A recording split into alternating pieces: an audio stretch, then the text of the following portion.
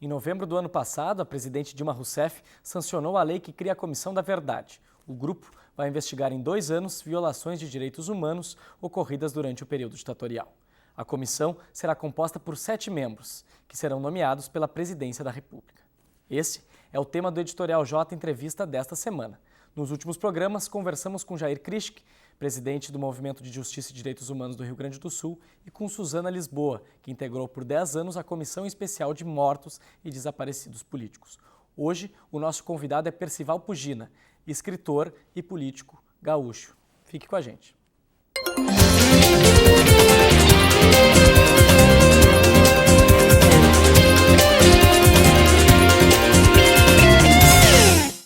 Participam também desta entrevista os colegas Cassiana Machado Martins e Bolívar Abascal Oberto. Agradeço a presença de todos, especialmente do Percival aqui. Percival, já começo então com a primeira pergunta. Em diversos textos e artigos, o senhor demonstrou ser bem crítico com relação à Comissão da Verdade, né? E muitos deles, tu até alegou que a comissão é filha de um sentimento de ódio dos militantes de esquerda. Não é meio simplista reduzir essa questão, que dá para se dizer que é humanitária, essa velha dicotomia entre direita e esquerda? Não penso assim. Em primeiro lugar, a simples ideia, né, que está no enunciado, na abertura que fizesse o programa, de que se constitua no país uma comissão de 7 pessoas, indicadas por um único dedo. Vão participar da comissão, tu, completando 7. Sendo que o dedo que apontou as 7 pessoas é um dedo que está envolvido no processo, que esteve envolvido na história e na construção daquele período tão triste, tão amargo, tão cheio de coisas que até hoje nos incomodam quando nos lembramos da nossa história. Me desculpa dizer, mas já é um disparate. A verdade histórica não é assim encontrada. Encontrar-se a verdade histórica significaria, e qualquer pesquisador vai repetir o que estou dizendo, abrirem-se os documentos, chamarem-se os historiadores, os pesquisadores, para que eles produzam as suas análises. Agora, aparta-se do escopo da comissão toda uma parte da verdade que corresponde àqueles que pegaram em armas, que cometeram seus atos de violência, que cometeram suas arbitrariedades, que assaltaram, que sequestraram, que executaram e que, portanto, cometeram também delitos humanos de gravidade. Esta parte da verdade não interessa, não está no escopo da comissão. E estas 7 pessoas vão se dedicar a uma parte da verdade. Eu tenho ouvido dizer que seria, então, uma comissão da meia-verdade. Mas nem isto. Mas isso que o senhor falasse agora, por exemplo, desses 7 que participaram. Mas a questão aqui não é julgar crimes do Estado, não crimes civis. Se eu cometo um crime, é óbvio que eu vou ser julgado pela justiça comum. Mas em nome do Estado, por isso que teria que saber esse precedente. Essa é uma distinção que convém a quem quer criar a comissão. Mas isto, sob o ponto de vista histórico, é irrelevante. Porque a história não foi feita apenas pelo Estado. A história foi feita por aqueles que geriam o Estado na época, com todas as irregularidades próprias daquele período, e aqueles que, na ilegalidade do regime da época, agiam e reagiam, cometendo também eles os seus crimes. Olha, estes crimes são crimes menores? Quem diz que são? Aqueles que foram explodidos com uma bomba terrorista no aeroporto de Guararapes, aqueles que foram explodidos por bombas que explodiam nas portas dos quartéis e que não tinham nada, os transeuntes que estavam dentro das agências bancárias, eles são irrelevantes perante a história? Mas aqui há crimes de tortura terríveis, inaceitáveis, intoleráveis para qualquer consciência bem formada. Pensarmos no crime de tortura. Mas estes mesmos crimes também foram anistiados pela anistia que foi buscada, que foi desejada pela sociedade. Se quiserem saber, na minha opinião, quem prestou o melhor serviço para a construção da democracia no Brasil, não eram aqueles que pegaram em armas para implantar um regime pior do que aquele que estava implantado, mas aqueles que ficaram fazendo política no Brasil, o pessoal do PMDB e de alguns partidos da esquerda, que ficaram na trincheira do processo político para construir o processo de anistia, para construir o processo constituinte e para redemocratizar o país. Os que pegaram em armas nos depoimentos deles mesmos, porque sobre tudo isso tem, tu deve saber, pilhas de livros escritos. Jacob Gorender, Arão Reis Filho, escreveram livros dizendo que não lutavam pela democracia. Me parece que não se pode passar por cima disso tudo, ou seja, pegar em armas dentro de um país para implantar um regime de modelo cubano ou chinês ou soviético, financiados por estes organismos internacionais, recebendo deles orientação, instrução e armas, é gravíssimo também, porque a sociedade brasileira não queria isso e jamais os apoiou. O senhor não acha, me perdoe, mas esse modelo da Guerra Fria deve perdurar nessas questões que eu acho que são muito mais humanitárias do que dicotômicas, assim, entre dois modelos, comunismo e capitalismo? Porque se, por exemplo, o senhor pega a questão da imparcialidade muito forte em todos os seus artigos, defendendo a imparcialidade. Mas então quem seriam as pessoas ideais para ocupar esses 7 cargos da comissão? Porque ser político também não é ser imparcial. Pesquisadores, aqueles que estão realmente interessados em buscar a verdade. Sabemos de antemão, e tu me disseste enquanto falávamos antes que és estudante de história, e tu sabes que os fatos da história têm visões diferentes. É muito difícil chegar-se a algo que se possa chamar de verdade absoluta a respeito da história, mormente quando há forças em conflito. O que se quer aqui é algo que na história é recorrente e tantas e tantas vezes recorrente, é construir-se uma visão e uma versão da história que convenha a uma corrente política. É por esse motivo que se aparta da possibilidade de estudo da comissão toda uma parte significativa dessa história que foi construída por aqueles que pegaram em armas. E não se diga que pegaram em armas por causa da tortura. Eles pegaram em armas antes de começar a tortura e não teriam parado se a tortura parasse, porque o objetivo não era acabar com a tortura. O objetivo era implantar um outro regime. Pior do que aquele contra o qual lutava. Quem ficaria responsável por escolher esses acadêmicos, já que o senhor disse que quem escolheu era justamente quem estava mais envolvida, né? Eu não os escolheria porque não é assim que eu penso que deva se fazer. Sim, mas quem ficaria responsável por... O que se deve fazer nisso? Abram-se os arquivos, chamem-se os pesquisadores, não qualquer um, mas chamem-se as pessoas que estão habilitadas. Chame o Instituto Geográfico e Histórico e Geográfico Brasileiro, chame professores da academia, deem a eles acesso a isso e eles que, encontrando o que encontrarem, escrevam o que quiserem. E o público vai ler. Agora, vamos fazer uma versão oficial da história.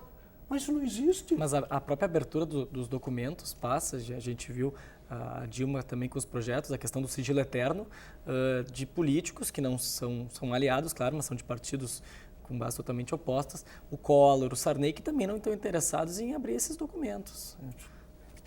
Foi, na minha avaliação, abriu-se, pelo que sei, abriu-se para... o que se quiser pesquisar, e acho que é assim mesmo que tem que ser. Abra-se, mas abra-se tudo.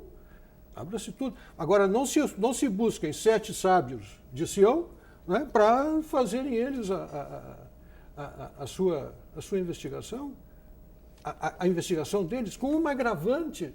A sociedade brasileira ainda não se deu conta disso. A atribuição da comissão não é apenas investigar isso. A comissão vai fazer audiências, vai convocar pessoas, vai chamar testemunhas, vai promover audiências públicas. Agora imagine, senhor, alguém é acusado de ter cometido determinada violação de direitos humanos.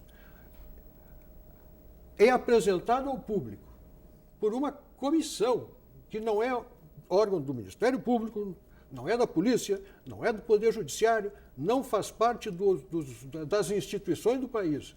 Expõe-se alguém publicamente, está julgado, condenado, e o nome disso é linchamento, porque o Poder Judiciário está fora. Estas coisas não se fazem assim. Vocês perceberam que as pessoas poderão ser condenadas sem terem sido julgadas, recebem a pena da sua exposição pública, por uma comissão escolhida assim a dedo por alguém. Querem levar para o Poder Judiciário? Bom, como não puderam levar para o Poder Judiciário, porque o Poder Judiciário reconheceu a importância da anistia para selar esse episódio da história, do ponto de vista do perdão, criaram agora uma comissão para fazer linchamento público. Eu não estou aqui defendendo, eu quero deixar bem claro, eu quero que torturador, que terrorista vá arder no canto mais quente do inferno. Eu só sei que em democracia e no Estado de Direito não é assim que se fazem as coisas. Você tem uma pergunta, nós vamos segurar, nós vamos para um pequeno intervalo agora e daqui a pouco a gente volta. Fica com a gente.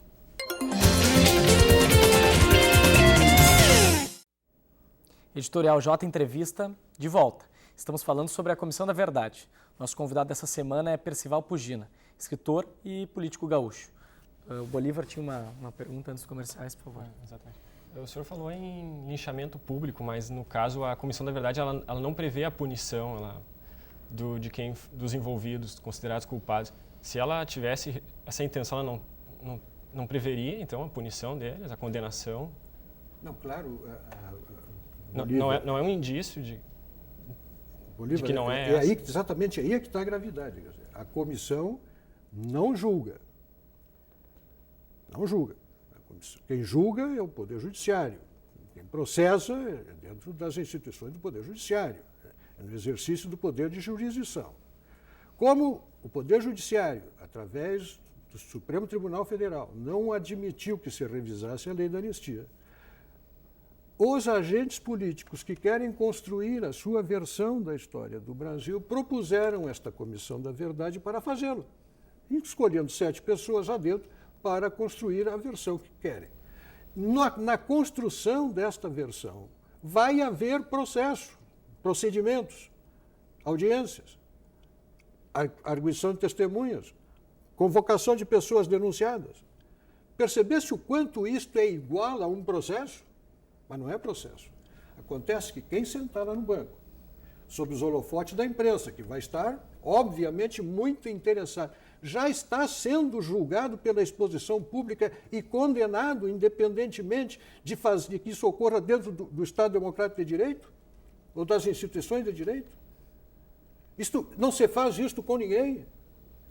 Não se expõe publicamente, a pessoa, na verdade, já estará condenada sem ter sido julgada. Há um vício brutal que, infelizmente, o Congresso Nacional não enxergou. Até hoje, só eu parece que estou vendo o que vai acontecer, mas vocês sabem, estão estudando jornalismo, o quanto a imprensa está louca para que apareça o primeiro, sentado dentro de uma sala de audiência, né, para ser exposto ali a arguições, etc. Quem sentar ali pode ser um demônio, pode ser um anjo, está condenado.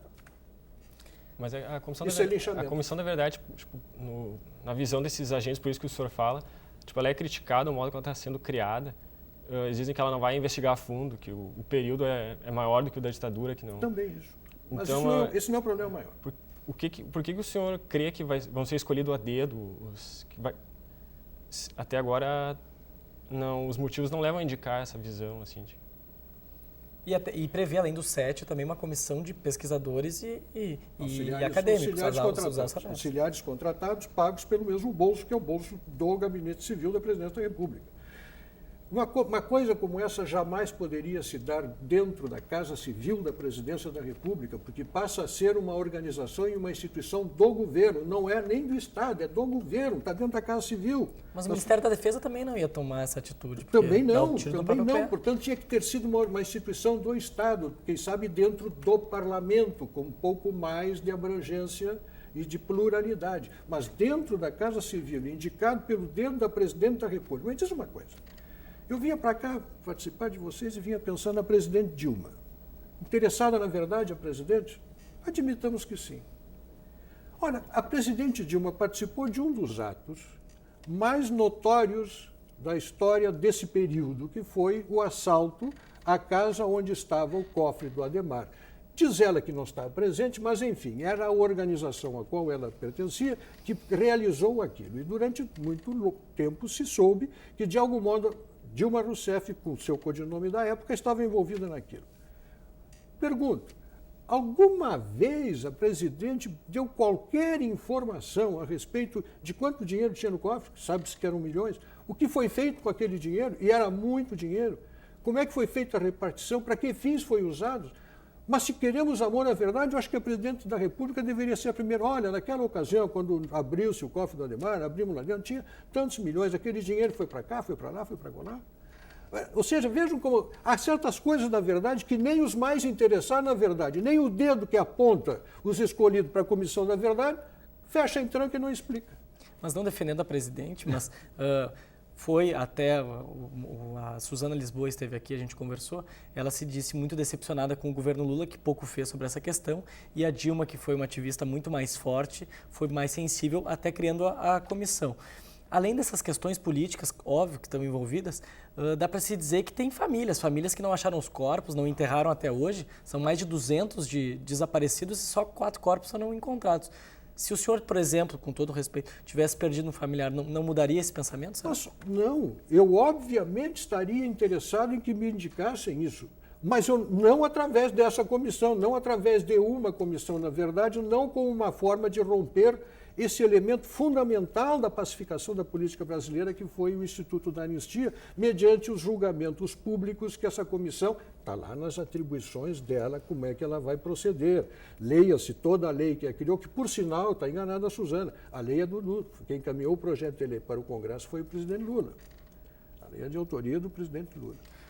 Está lá, vai ser feito deste modo. Agora, o direito que têm os familiares de localizarem os... Isto é profundamente humano, se explica e não precisa de nada disso que está sendo feito para ser resolvido. Nada disso pode ser feito absolutamente tranquilo usando as instituições do Estado que existem. Mas a documentação não está aberta, né? Mas abre-se, está autorizada a abertura. Não, mas eu sou estudante de História, o Memórias Reveladas, até a demissão do Carlos Fico no ano passado foi devido a isso. A gente quer ter acesso a documentos, por exemplo, da Guerra do Paraguai, de bom período da ditadura, não estão abertos no Arquivo Nacional. Ah, bom, então faça-se uma lei para mudar isso, mas não através desse instrumento que frauda o processo de anistia, que atropela a ordem jurídica do país. Justamente não é? isso. E vai promover, indubitavelmente, o linchamento público. Uma pessoa que é absolutamente veraz. Leiam, por exemplo, os livros do Flávio Tavares. O Flávio Tavares conta. O Flávio Tavares é um homem que ama a verdade. Ele não esconde as coisas que fez, não esconde as coisas que participou. O Flávio Tavares conta no livro dele, Memórias do Esquecimento, né? Que ele foi que ele ia a Montevidéu buscar em Montevidéu os dólares que quem tinha mandado para o Leonel Brizola, Fidel Castro, aquele grande democrata, Fidel Castro, mandava dólares para o Brizola e o Flávio Tavares ia buscar esses dólares em Montevidéu, passando por Santana do Livramento, para distribuir para as estruturas guerrilheiras e revolucionárias que funcionavam no Rio Grande do Sul, Minas Gerais, Rio de Janeiro e São Paulo. Por que não se abre toda essa parte que da essa verdade comissão também? ela vai contra a lei da anistia, mas a própria Corte Interamericana de Direitos Humanos, em 2010, invalidou a lei da anistia. E o Brasil, comparado a muitos países da América Latina, está totalmente para trás em relação a essa pesquisa. O senhor não vê a Comissão da Verdade como um passo adiante, ao invés desse idealismo de esquerda, direita, um querendo atacar o outro, mas sim como um processo de restaurar uma parte da história do Brasil que foi botado uma pedra em cima, como o senhor falou? Olha, essa ideia de colocar a pedra em cima é da essência de um instrumento de pacificação nacional que o Brasil usou inúmeras vezes na sua história.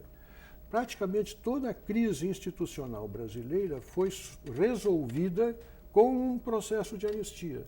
Portanto, a anistia não é um instrumento que foi achado pelos milicos, não. A anistia é um instrumento de pacificação nacional reiteradamente usado na história do Brasil com bons resultados. Com bons resultados. Por quê? Porque nós pacificamos esse país, aqueles que estavam no exterior voltaram para cá e hoje dirigem o país. As Forças Armadas, que são objeto de tanta hostilidade, são a instituição mais valorizada e respeitada do país. Não são os políticos, são as Forças Armadas. às instituições que ainda guardam e conservam o respeito da nação. Então não há esta animosidade nacional. Outro dia eu ouvi alguém dizer, estamos há 40 anos esperando a pacificação nacional. Perdão, o país foi pacificado. Estão querendo é despacificar. A ONU queria revogar também a lei da anistia. Qual é a opinião do senhor sobre a revisão? Porque o Supremo Tribunal Federal também já se demonstrou negativo a essa questão e não querem nem tocar. O senhor considera que o país está bom assim? Porque... Eu ponho os dois pés para trás em relação a muitas coisas que vêm da ONU. A Comissão de Direitos Humanos da ONU, sabe quem é que tem cadeirinha sentar lá? O governo cubano. Você pode estar tão preocupado com direitos humanos, uma organização que senta entre os membros da sua Comissão de Direitos Humanos, um governo ditatorial, como é o governo de Cuba, com uma ditadura de 53 anos de idade, que não respeita os direitos humanos de ninguém. Mas os Estados Unidos com Guantánamo também está lá. Regimes políticos sentam todos na mesma mesa. Também está lá. Então me diga, merece consideração esse apreço com direitos humanos? O que fazem na Comissão de Direitos Humanos contra uma potência como os Estados Unidos? O que fazem na Comissão de Direitos Humanos contra um país como o Irã ou como a Arábia Saudita? Agora vem se voltar para um período de 40 anos atrás da história do Brasil e não vem o que está acontecendo embaixo dos olhos dele na África? Então me desculpem, mas a Comissão de Direitos Humanos, o que ela diga, entra num ouvido e me sai pelo outro. Não serve como fundamento nem para construir uma boa democracia, nem uma boa ordem social, nem uma boa política. Mas em relação a esse período, no caso, abrir assim todos os documentos, não seria assim desorganizado? Por que isso, o senhor fala do linchamento que poderia gerar a Comissão da Verdade, mas por que não aconteceria também com uma abertura repentina dos documentos? Não acredita que exista alguma maneira que coordene, que deveria coordenar esse processo? Olha, os arquivos de Moscou foram abertos, né, sem que houvesse nenhuma desordem internacional. Aliás, pouca coisa foi escrito, porque as coisas iam saindo e botavam uma pedra em cima naquilo que não servia. Há um livro extraordinário, que é o livro Camarada, né, daquele jornalista que atua na Globo, excelente livro. Ninguém fala no livro, é um livro extraordinário, feito em consulta a fontes primárias, né, dos arquivos de Moscou, mostrando qual era o trabalho que os comunistas faziam no Brasil nos anos de 30, 40, 50. Pode-se abrir esse documento. Abre-se, os pesquisadores vão lá, eles pesquisam, vão lá, os jornalistas investigam, claro que qualquer um não vai chegar lá, arrancar uma folha de papel e levar para casa. Né? O Vaticano, volta e meia, faz isso, abre arquivos lá para serem objeto de investigação e de pesquisa. Pessoas credenciadas, qualificadas. É assim que se faz história. Não é como uma comissão nomeada por uma pessoa, mas imagina, um dedo só, mas qual é o pluralismo disso? Aí cria cargos, os cargos são nomeados e pagos, e, portanto, gratos à mesma carteira, né, que vai pagar, que num processo político que está comandado dentro da chefia da Casa Civil do governo.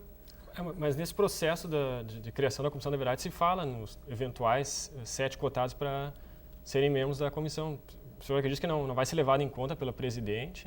Não, eu vejo ali uma pessoa extraordinária, que é o meu querido amigo Jair Krischke. Ali não tenho nenhuma restrição à indicação do nome dele. Mas quem são? Se é que ele vai ser membro mesmo da comissão? Quem são os outros 6? Não sei. E ainda que soubesse, não é assim que se faz. Não é assim que se faz. E se o senhor fosse presidente e tivesse que dar uma resposta a essas famílias, o que o senhor faria? Eu designaria uma comissão do Congresso Nacional para estudar um projeto de lei para a abertura de todos os documentos e determinaria, queria talvez um próprio órgão dentro do Estado. Mas o Sarney ia comandar também. Quem? O Congresso, o mas Sarney.